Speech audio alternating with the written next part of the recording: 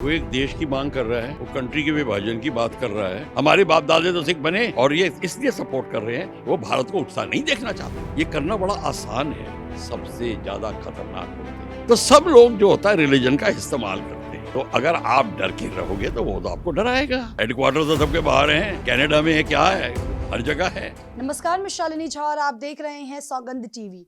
अमृतपाल सिंह जो खालिस्तान की लगातार मांग कर रहे हैं, उनकी तलाश अभी जारी है और तमाम बातें निकलकर सामने आई कि उनका कनेक्शन भी कहीं ना कहीं आईएसआई से बताया गया है।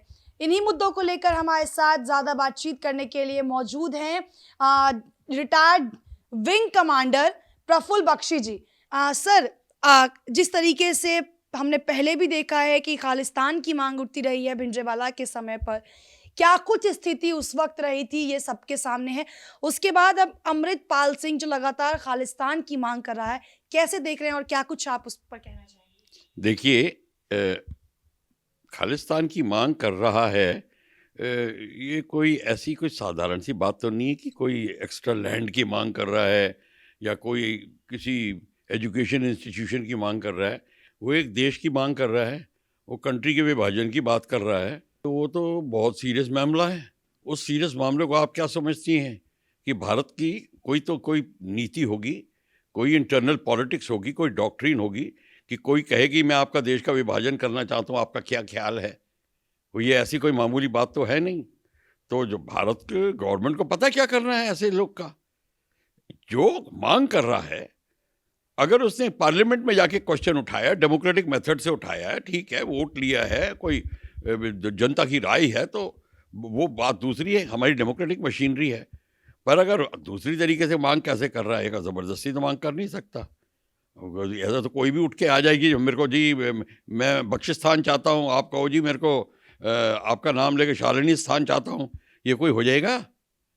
तो ये तो बात मामला जमेगा नहीं। देखिए, ऐसा है, आप याद रखिए, किसी भी देश के किसी भी लोगों को, एक जत्थे को, लोग को, कंट्री को अगर आपको डिवाइड करना है तो रिलीजन बड़ा भारी अच्छा फर्स्ट क्लास बेस है, बड़ी अच्छी छुरी है रिलीजन। वो ऐसा दरार पैदा करती है कि अपने आप मामला आधे इधर हो जाते हैं, आधे उधर हो जाते हैं। तो सब लोग जो होता है रिलीजन का इस्तेमाल करते हैं डिवाइड करने के लिए। खालिस्तान में देखिए, कनाडा में, ऑस्ट्रेलिया में, इंग्लैंड में, जहाँ भी खालिस्तान मूवमेंट है, वहाँ पे लोग, उनके लोगों, ऑस्ट्रेलियन गवर्नमेंट, कैनेडियन गवर्नमेंट, उनको प्रॉब्लम आ रही है इंडियन डायस्पोरा से। तो उनको करें, इनको कंट्रोल करने का एक ही तरीका है, रिलीजियस डिवाइड करिए, आधे उनकी तरफ हो जाएंगे, आधे उनकी तरफ हो जाएंगे, और उनको कंट्रोल कर पाओगे। ये तरीका बड़ा अच्छा है।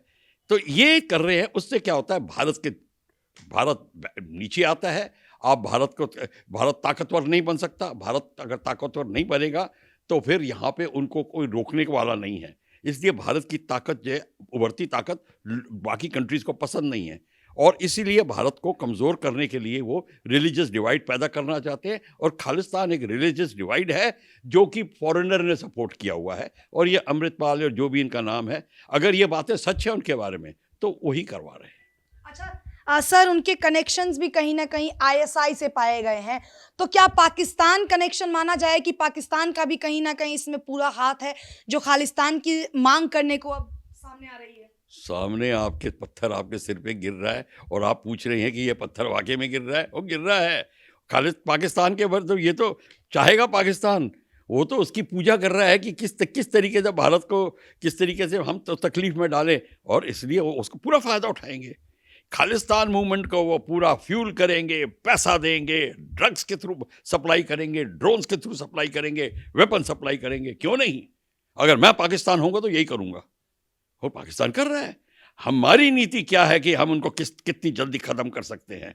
हम क्या कर रहे हैं, हमारे यहाँ तो 50 किलोमीटर का अगर बॉर्डर भी बना देते हैं, बॉर्डर के क्या कि जहाँ पे सैनिटाइज हो जाएगी तो उसके ऊपर भी लोगों को रोना आ जाता है, लोगों के क्या कहते हैं, धंधे मंदम पड़ने लग जाते हैं। तो ये सारा का सारा जो प्रॉब्लम है, ये बाहर वाले फ़ायदा उठाएंगे। तो पाकिस्तान अगर आपका फ़ायदा उठा रहा है तो कर रहा है, क्योंकि अगर मैं पाकिस्तान होऊंगा तो यही करूँगा। और पाकिस्तान जो, आपकी क्या नीति है, आप देखिए पाकिस्तान को कितनी जल्दी रोक सकते हैं, रोकिए। अच्छा सर, भारत की क्या नीति होनी चाहिए? जिस तरीके से अमृतपाल ने कहीं न कहीं अमित शाह को भी धमकी दी थी, देश के गृह मंत्री को उन्होंने धमकी दी थी कि उनका भी हाल कहीं न कहीं इंदिरा गांधी से बदतर होगा। एक वक़्त भिंडरावाला ने जिस तरीके से देश का माहौल ख़राब किया, क्या वही माहौल अमृतपाल सिंह भी अब ख़राब करने वाले हैं? क्योंकि एक तरफ तो उन्होंने सीधा-सीधा गृह मंत्री को धमकी दे दी, और क्या भारत की क्या नीति होनी चाहिए सर? किस तरीके से उनको रोका जा सकता है? देखिए ऐसा है, अगर भिंडरावाले ने धमकी दी, किसी ने कुछ किया नहीं, भिंडरावाले ने जो करना था करके दिखा दिया, अब खुद मर गया, दूसरी बात है। आप कुछ समय पे करेंगे तो बात होगी, अगर समय पे नहीं करेंगे तो फिर आपको प्रॉब्लम आएगी। तो ये तो बड़ी सिंपल सी चीज़ है। अब भिंडरावाले का एग्जाम्पल भी दे रहे हैं और अभी कह भी रहे हैं कि वो हुआ, ऑब्वियसली वो अमृतपाल भी वही करेगा, और उसको भी पता है कि ये डीली डैली करते रहेंगे, हाँ ना में करते रहेंगे, थोड़ा डरेंगे, थोड़ा झिझकेंगे, उनको डराया भी जा सकता है। उस टाइम कितना याद है किस तरीके से हमारी मीडिया कहा करती थी कि इनको इज्जत से पेश आइए, एक सुबह का भूला शाम को बालक वापस आ गया, इत्यादि बातें होती थी, एक डरी हुई नीतियां बनती थी। तो अगर आप डर के रहोगे तो वो तो आपको डराएगा। तो ये इंदिरा गांधी के टाइम जो भिंडरावाले ने किया, वो कोई भी कर सकता है। मेरे और मैं आपको भी मौका मिले और ढंग के पैसे मिले, बाहर से सपोर्ट मिले, कर देंगे। कौन नहीं करता? जिसका माइंड सेट ऐसा है वो करेगा। सर, आपको लगता है कि मतलब इसमें बाहर के देश भी कहीं ना कहीं खालिस्तान मूवमेंट को पूरा सपोर्ट कर रहे हैं? वही तो सपोर्ट कर रहे हैं, हेडक्वार्टर तो सबके बाहर हैं, कनाडा में है, क्या है, हर जगह है।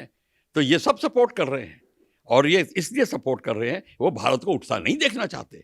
और उनको तरीका एक है, उनको लोगों को उकसाने के लिए आप किसी को उकसा दीजिए, या हिंदू मुस्लिम को उकसा दीजिए, या मुस्लिम क्रिश्चियन को उकसा दीजिए, या हिंदू क्रिश्चियन को उकसा दीजिए, दरार लगा दीजिए बीच में। और दरार लगाने का रिलीजन सबसे बेस्ट तरीका है, और रिलीजन को लगाने के लिए रिलीजियस लीडर्स हैं, आप उनको पालिए, जरा उनको खिलाइए पिलाइए, वो अपना काम करेंगे। पैसे पे सब काम करते हैं। अच्छा, सर, जिस तरीके से ये बातें निकल कर अब सामने आ रही हैं, उसी बीच इंडियन कमीशन जो लंदन में है, वहाँ पर इंडिया के तिरंगों को हटाकर खालिस्तान के झंडे लगाए गए हैं। देखिए, अगर इंडियन हाई कमीशन में ये काम हुआ है, वो जो मैं बिलीव नहीं करता, मैंने तो तस्वीर नहीं देखी, आप कह रहे हो। अगर इंडियन हाई कमीशन के अंदर अगर इंडियन फ्लैग हटाकर, यानी कि भारत का सिर नीचा करके, आपने खालिस्तान, एक जो फैंटेसी का देश उनका है, जो मन में है इस समय, उसके झंडे लगाए हैं, तो ये भारत की सरकार को, ब्रिटिश सरकार से पूछना चाहिए ये क्या हुआ, उसका तुरंत उत्तर चाहिए, और क्या कार्रवाई हो रही है इसकी पूरी इंक्वायरी होनी चाहिए, और एक बड़े मोस्ट सीरियस लेवल पे इस बात को दिया जाना चाहिए। लेकिन अब बार बार ये खालिस्तान की मांग आखिर सर क्यों उठती है? क्या कुछ तकलीफ है? क्या वाकई में उनकी मांगे जो हैं वो सही है?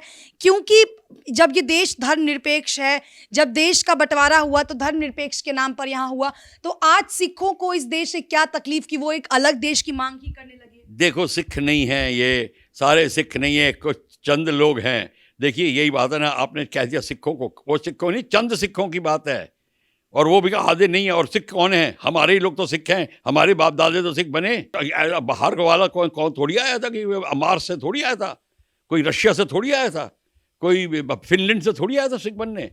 सब हमारे थे, हमारे कई पूर्वज गुरु से रिलेटेड हैं। ये जो आपने क्वेश्चन पूछा कि ये क्या मतलब है, क्यों कर रहे हैं, क्योंकि वो कर सकते हैं, ये करना बड़ा आसान है। वो मांग उठा रहे हैं लगातार, ये सिखों की तरफ से ही हर बार मांग उठाई जाती है, तो आखिर खालिस्तान की मांग वो क्यों उठा रहे हैं? देखिए, इसलिए उठा रहे हैं कि कई तबके के कुछ लोग थे सिख में, वो सोचते थे कि हम अपना अलग सिख बनाएं, स्थान बनाएंगे तो अपना अलग कंट्री बनाएंगे, और हम हुक्मरान बनेंगे। अगर मेरे को पता चल जाए कि मैं एक जगह को अलग करके हिंदुस्तान से उसका राजा हुक्मरान बन सकता हूँ, तो क्यों नहीं? मैं नहीं करूँगा तो कोई और करेगा, आप करेंगे तो वो करेगा, कोई ना कोई तो ट्राई करेगा। अगर उनको पता चल जाए कि हिंदुस्तान की गवर्नमेंट इतनी वीक है कि करती रहेगी, रोते रहेंगे, कहते रहेंगे, पर करने देंगे, तो फिर सब ट्राई करेंगे। तो वो भी ट्राई कर रहे हैं। अब ट्राई करने में क्या हर्ज है? क्या मेरे को तो कोई लगता नहीं, मेरे को जिसको मौका मिलेगा वो तो करेगा। तो आप ये देखिए, बात सिंपल सी चीज़ है, आपको पता होना चाहिए। अगर भिंडरावाले को टाइम पे रोका होता तो ये दिन ना देखने को मिलते। अगर आप इसको नहीं रोकेंगे तो यही प्रॉब्लम होगी। आपको ये जो धर्म का सहारा लेकर जो रेडिकलाइज करते हैं रिलीजन को अपने फायदे के लिए, सबसे ज़्यादा खतरनाक होते हैं। तो क्या थी इस पूरे मुद्दे पर इनकी राय आपने सुना। हमारे साथ मौजूद थे retired wing commander Praful Bakshi ji. Video में फिलहाल इतना ही। आप हमें अपनी राय कमेंट सेक्शन में जरूर बताएं। हाजिर होंगे एक नए मुद्दे, एक नए वीडियो के साथ। मुझे दीजिए इजाजत। देश और दुनिया की तमाम बड़ी खबरों के लिए आप हमारे चैनल सौगंध टीवी को लाइक शेयर सब्सक्राइब जरूर करें। कैमरा पर्सन अनिकेत मिश्रा के साथ शालिनी झा, दिल्ली, सौगंध टीवी। आप देख रहे हैं सौगंध टीवी। सौगंध वतन की।